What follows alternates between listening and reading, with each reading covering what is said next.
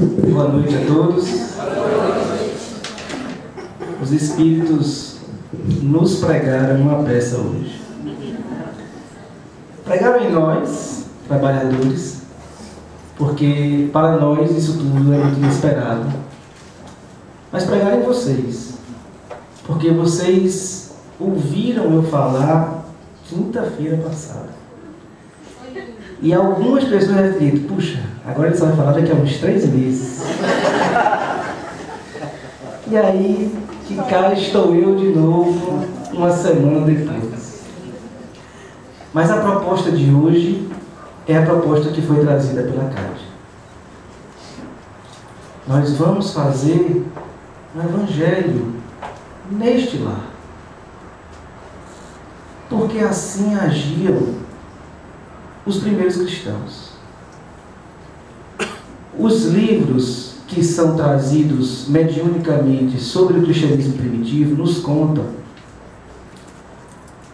que os discípulos mais diretos de Jesus, tão logo se deu a sua crucificação, eles se reuniam costumeiramente, muito mais do que uma vez por semana, e as reuniões eram marcadas por um procedimento muito característico.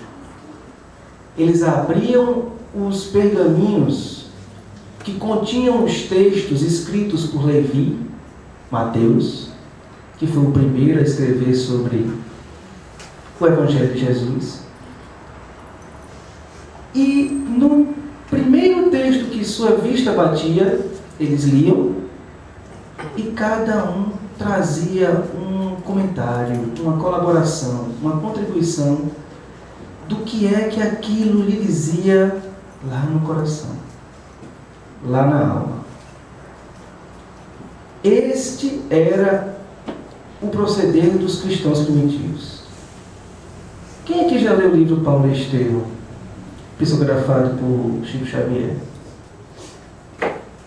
Pessoal, é talvez o melhor livro psicografado por Chico Xavier. Dos 432 livros que ele publicou em vida, é o que eu considero o melhor. Então, fica o conselho para vocês lerem. Neste livro, quando ele falou sobre a história de Estevão, que para a Igreja Católica é o mesmo São Estevão, ele disse que Estevão chegou na Casa do Caminho de Jerusalém, a primeira igreja cristã fundada, que na época não tinha nome de igreja, tinha nome de Casa do Caminho. E Estevão, tão logo conheceu o ensinamento cristão, ele era judeu, ele se atirou ao estudo completo dos textos de Levi. E com todos os que ele encontrava, que haviam conhecido Jesus, ele passava horas conversando sobre os momentos mais íntimos que aquelas pessoas tinham percebido. E logo ele se transformou no maior orador da Casa do Caminho de Jerusalém. E ele fazia assim: abria-se o texto de Levi, alguém lia, e ele comentava. Vejam que vocês estão muito mal. Porque na Casa do Caminho era Estevão, aqui sou eu. É. Mas então, esse era o proceder dos cristãos primitivos. Não havia motivos para preparar uma palestra, porque as pessoas se reuniam para que o seu coração fosse tocado, e para que nós possamos tocar o coração de alguém, não se precisa de palavras bonitas. As pessoas se reuniam ali, muitas vezes escondidas, fugindo das autoridades e ameaçadas, inclusive, pela cruz, pelo circo, pela morte. Mas elas iam porque aquele evangelho era consolador. E ao entrar em contato com ele, elas percebiam um novo sentido na sua vida. Tudo aquilo que elas viveram era o antes. e tudo aquilo que elas começavam a viver, tendo como pressuposto o Evangelho de Jesus, era o depois. Por isso surgiu a divisão do calendário. Antes de Cristo e depois de Cristo. Essas pessoas,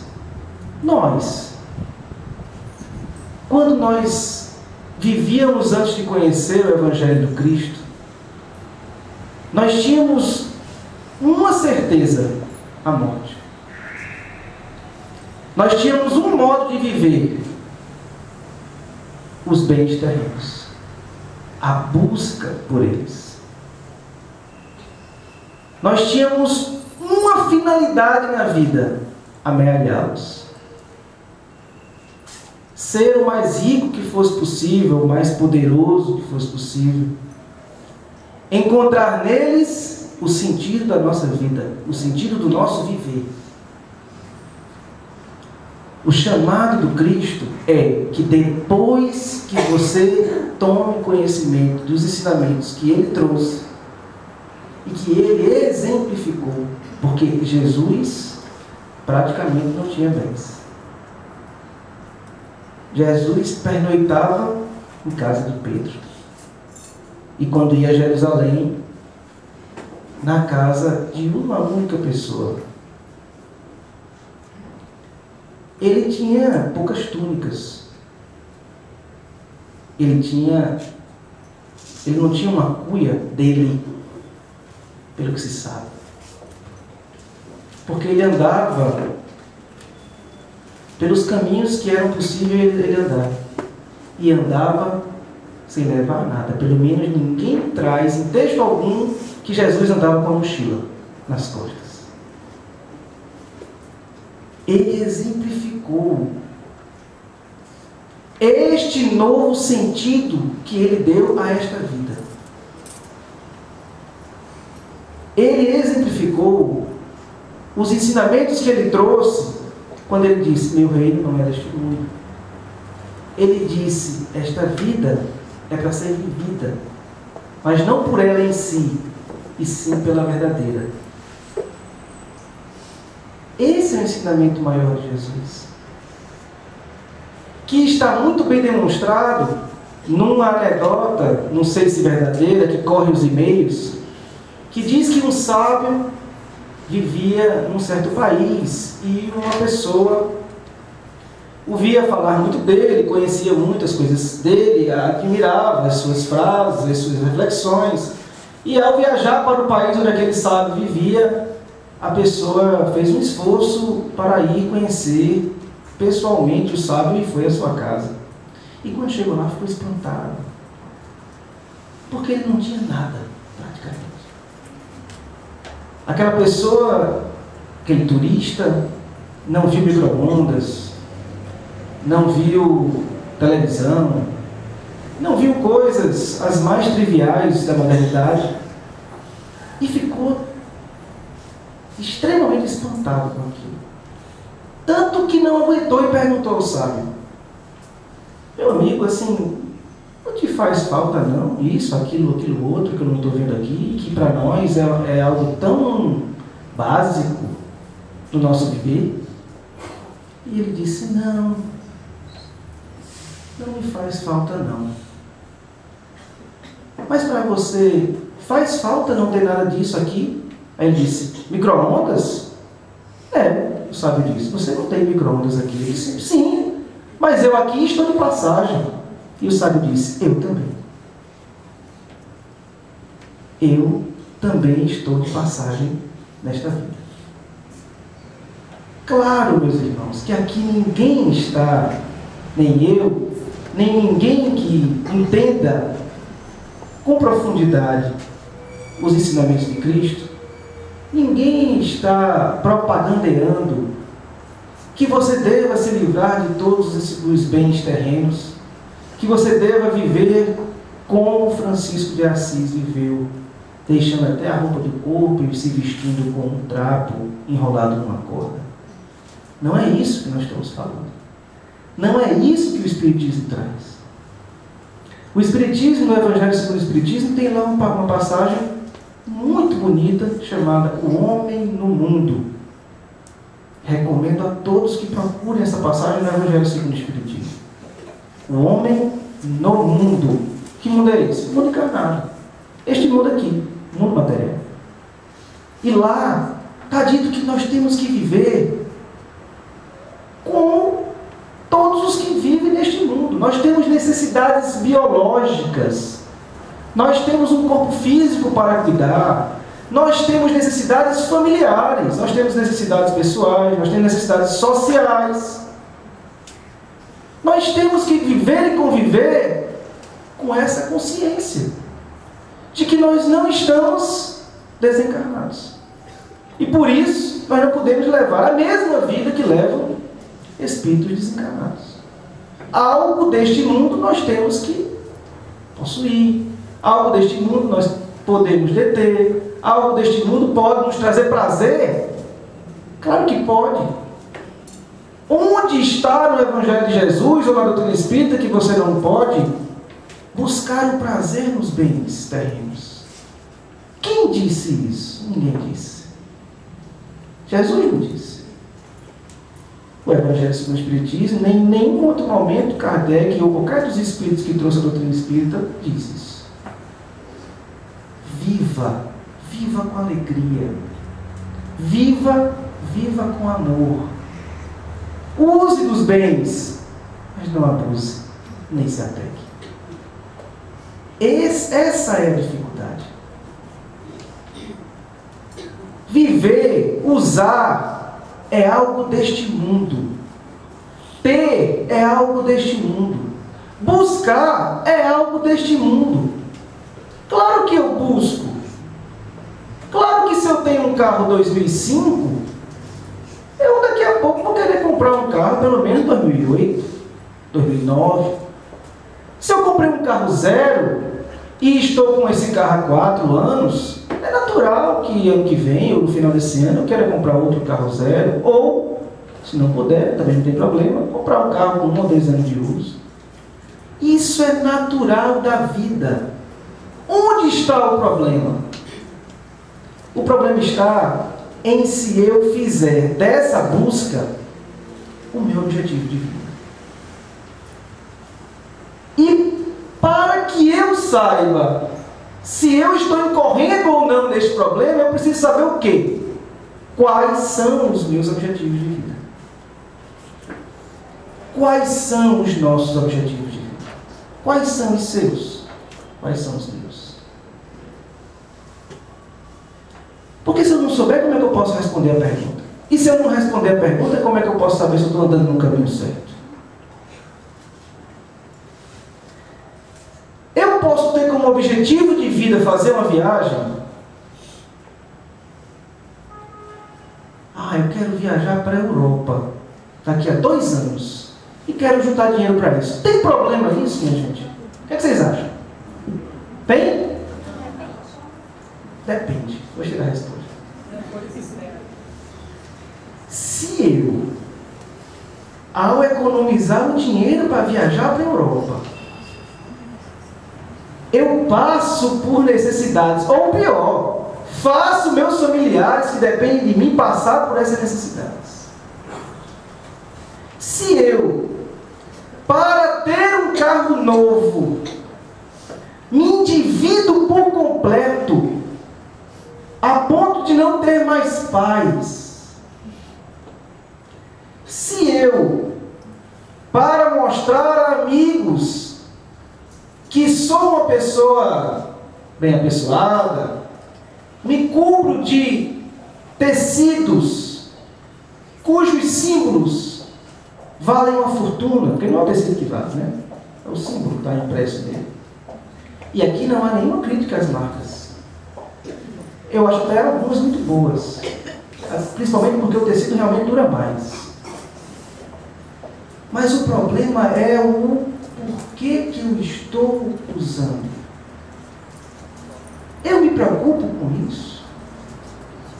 Eu ainda estou me preocupando com o que é que os outros estão pensando de mim e por isso eu busco na minha vida isso, aquilo ou aquilo outro?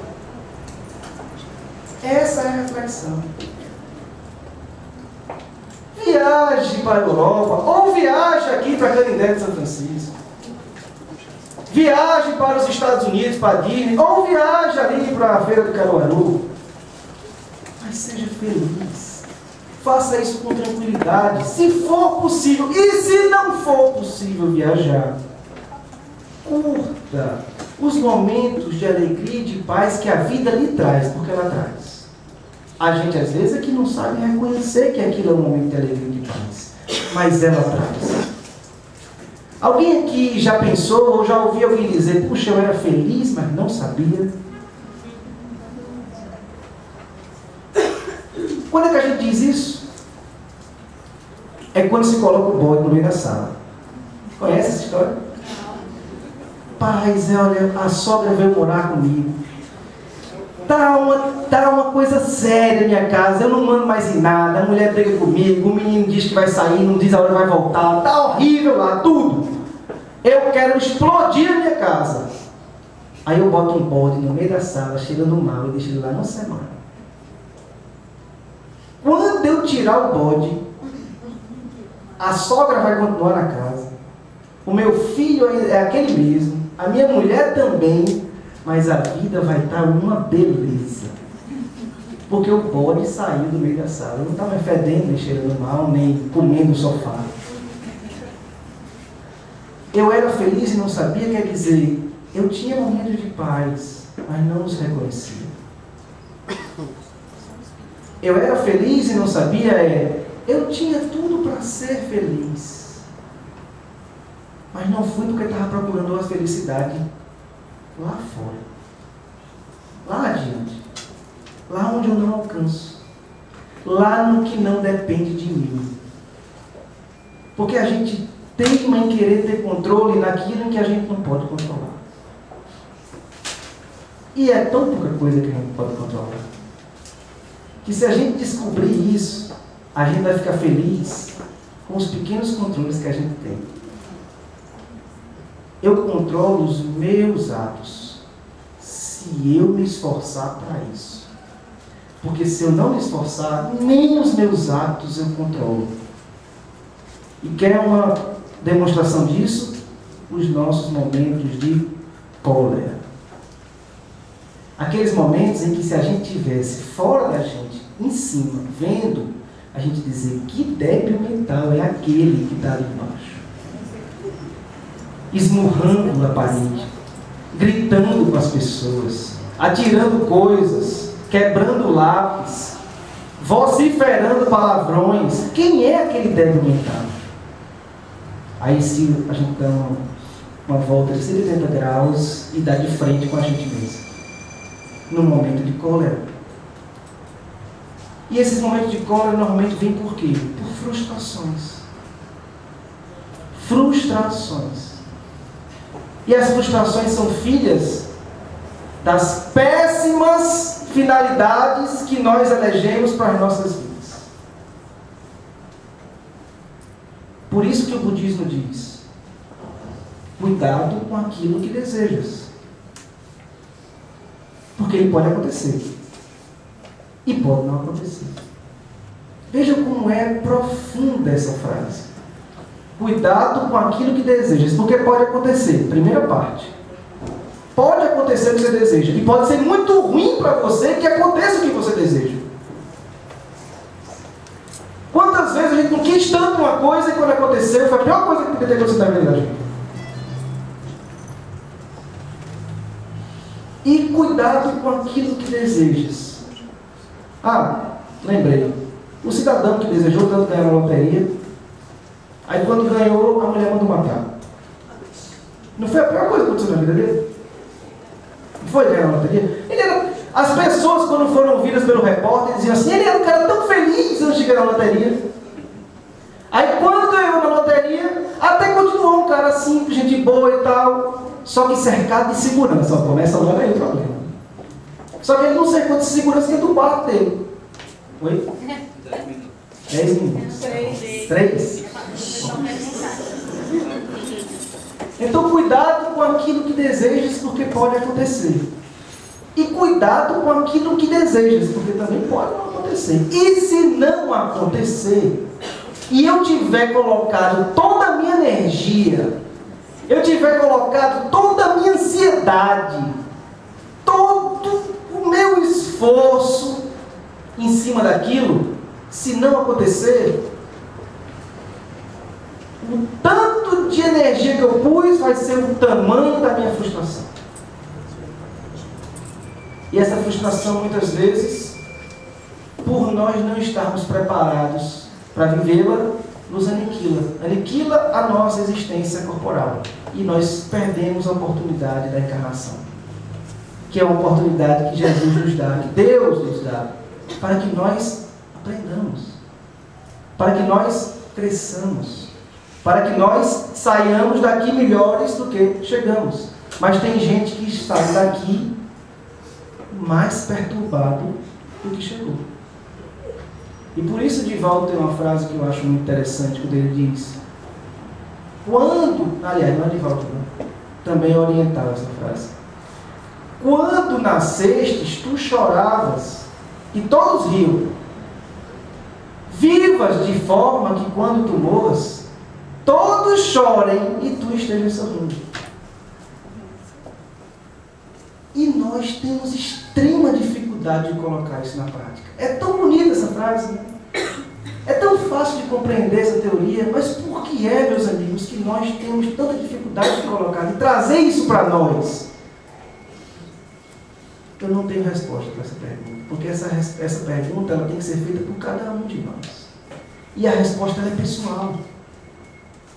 A resposta tem que ser buscada por cada um de nós. Por isso que o Espiritismo trata como grande chamada o autoconhecimento. Conhece-te. Pergunta de Kardec para os Espíritos: como devemos fazer?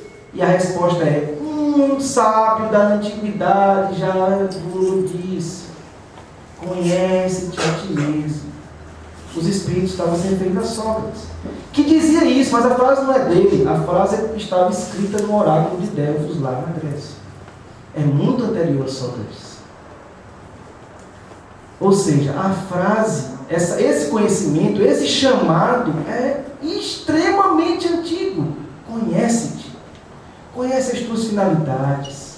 Conhece os teus desejos. Conhece as tuas buscas. E só então tu poderás enxergar com clareza para onde estás caminhando e se esse é o melhor caminho. É simples assim. Os bens terrenos, eles não precisam ser empecilho. Na verdade, eles estão à nossa disposição para serem instrumentos do nosso crescimento. A riqueza, ela existe por permissão de Deus, claro.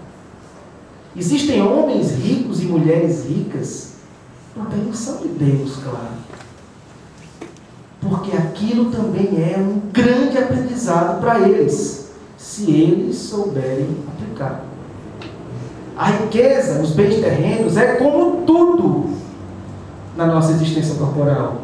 É como a visão, é como a audição, é como a mediunidade, é como tudo. Ela não é boa nem ruim. Bom ou ruim é o uso que eu vou fazer dela. Bom ou ruim é a busca que eu me jogarei ou não em cima desses bens. E só para terminar, porque toda vez eu digo que vou falar pouco, eu não consigo. Nem quando eu não estava esperando que ia falar. Mas só para terminar, no Evangelho segundo o Espiritismo, tem um itemzinho do Evangelho, que eu não vou lembrar o capítulo agora, que é chamado a infelicidade real. A infelicidade real. E nesse item, os Espíritos trazem com uma clareza tão grande isso que eu estou tentando passar para vocês, que por isso eu quero terminar falando dele para que vocês leiam em casa. Eles começam dizendo o que é a infelicidade. Ah, vocês, encarnados, acham que infeliz é aquele que não tem dinheiro, é aquele que passa por dificuldades, que infeliz é aquele que perde um ente querido. Até porque o conceito de perda é um conceito que precisa ser entendido, porque ninguém perde ninguém, ninguém é de ninguém, e a morte não existe.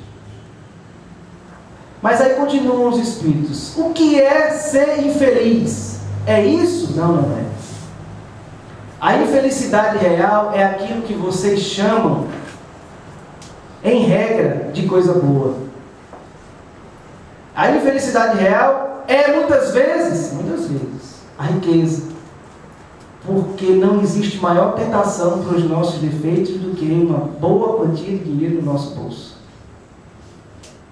A infelicidade real é a fama, tão procurada por milhares e milhares de pessoas no mundo inteiro. E quando atingem a fama, o que é que muitos deles procuram? Se isolar, fugir, correr dos fãs, e começam a reclamar. Puxa, eu não tenho mais liberdade de ir ao shopping, eu não tenho mais liberdade de sair com a minha namorada, com o meu namorado, eu não posso mais fazer nada. Que o diga o rei, o futuro rei da Inglaterra, pobrezinho coitado, nem na lua de mel deixaram o homem sossegado. E olha que tinham feito um acordo de que ninguém ia lá, mas foram. E o cara não teve como ser. É o capítulo 5, né? Então leiam esse item, a infelicidade real, que está no capítulo 5 do Evangelho segundo o Espiritismo. Porque, meus amigos, ser infeliz é não compreender o motivo pelo qual nós estamos aqui. Ser infeliz é não aproveitar a oportunidade que nós estamos tendo aqui. Ser infeliz é não compreender que eu vou colher o que eu estou plantando. Muita paz a todos.